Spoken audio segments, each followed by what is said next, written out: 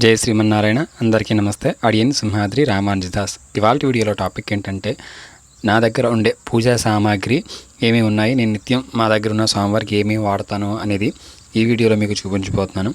Actually నాకు ఇలాంటి videos చేయడం నాకు ఇష్టం ఉండదండి, ఎందుకంటే నా ఛానల్ మొదటి నుంచి చూస్తే మీకు అర్థమై ఉంటుంది.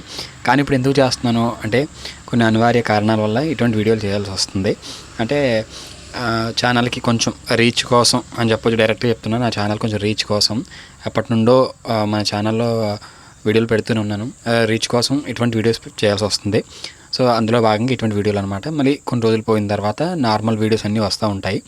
సో అదనమాట విషయం. ఇంక లేట్ చేయకుండా టాపిక్లోకి వెళ్ళిపోదాం. అయితే నా దగ్గర ఉన్న పూజా సామాగ్రి నేను వాడేవి గోపురం పసుపు, గోపురం కుంకుమ వాడతానండి. ఇంకేం వాడను. మిగతావన్నీ బాగోనంటే రకరకాల చెక్క పొడులు కలుపుతుంటారు.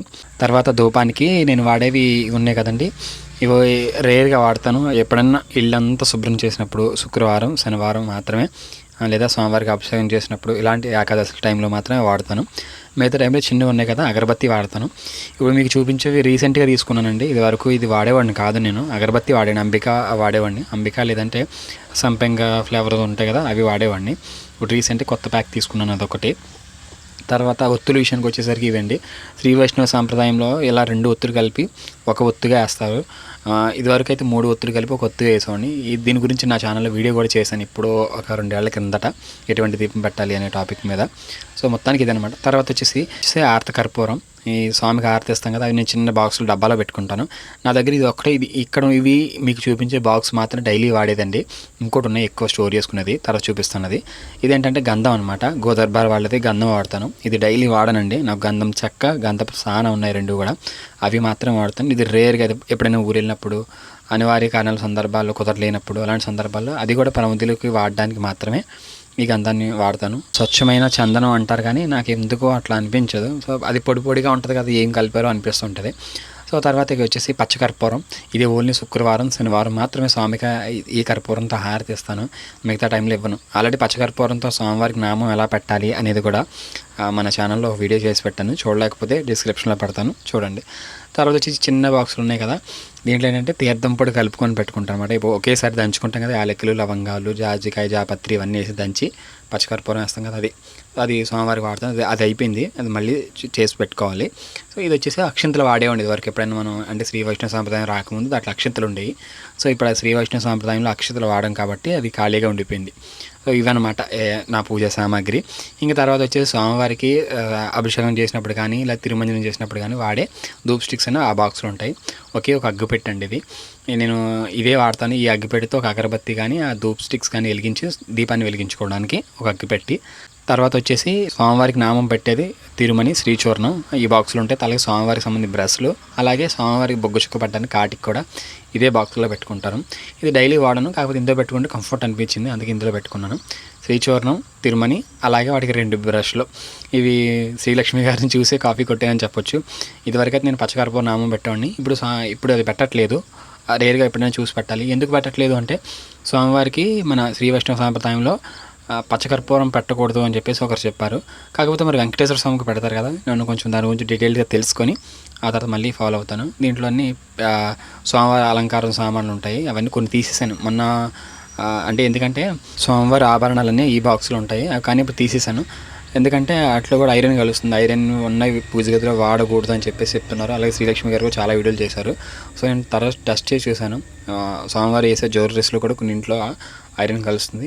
ఎందుకులే నాకు ఇంట్రెస్ట్ అనిపించలేదు, అప్పట్లో తెలియక కొన్నాను, ఆభరణాలే కదా అని. సో ఇప్పుడు నాకు వద్దు అనిపించింది, పక్కన పెట్టేశాను. ఇది అనమాట నా పూజ బాక్స్.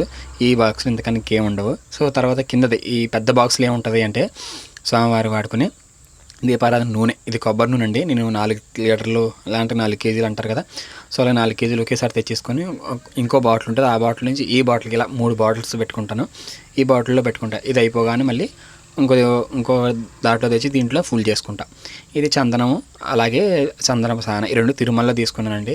ఒకేసారి తీసుకెళ్ళి వేరువేరుగా తీసుకున్నాను. ఈ చందనం ఉంది కదా, అది ఈ గంధం సక్క వచ్చేసి నాకు 150 120 పడిందండి. ఒక 3 ఏళ్ళు అయిపోతుంది అది తీసుకొని, ఇప్పటికి ఇంకా అలానే ఉంది చూడండి, ఇంకా అరుగుతానే ఉంటుంది. నేను వారానికి ఒకసారి క్లీన్ చేసుకుంటాను, లేకపోతే సోమవారం తిరుమంజనం చేసినప్పుడు చేస్తాను. డైలీ ఆ చందనం చక్క అయితే కడగను, అట్లానే పెట్టేసుకుంటాను, ఆరిపోద్ది. సో తర్వాత వచ్చేసి నా దగ్గర ఉన్నాయి. అలాగే మిగిలిన ఏంటంటే అద్దము, అక్షతలు, ఈ సాంబ్రాణి వేసుకుంటాం కదా ధూపానికి వాడేవి అగరబత్తి ఇందులో ఉంటాయి. ఈ అద్దం వచ్చి స్వామివారికి దర్పణం దర్శయామి అంటాం కదా, సో అలంకారం చేసిందా చూపించడానికి ఈ అద్దం. ఇప్పటికి వచ్చిన నా ఫేస్ కూడా ఇప్పుడు చూసుకోకూడదు కాబట్టి మనం అందుకే మీకు రివర్స్లో చూపిస్తున్నాను. తర్వాత వచ్చేసి దీంట్లో అగరబత్తి ఉంటాయండి. దీంట్లో రీఫిల్ చేసుకుంటాను, ఇది అయిపోతే మళ్ళీ ఇందులో పెట్టుకోవడానికి. నాకు ఎక్కువ వస్తువులు ఒకే బాక్స్లో ఉంటే కొంచెం ఇబ్బందిగా ఉంటుందండి. ఇబ్బందిగా అంటే ఎట్లా అంటే సో ఇది కళ్ళకి బరువుగా ఉన్నాయి అనిపిస్తుంది.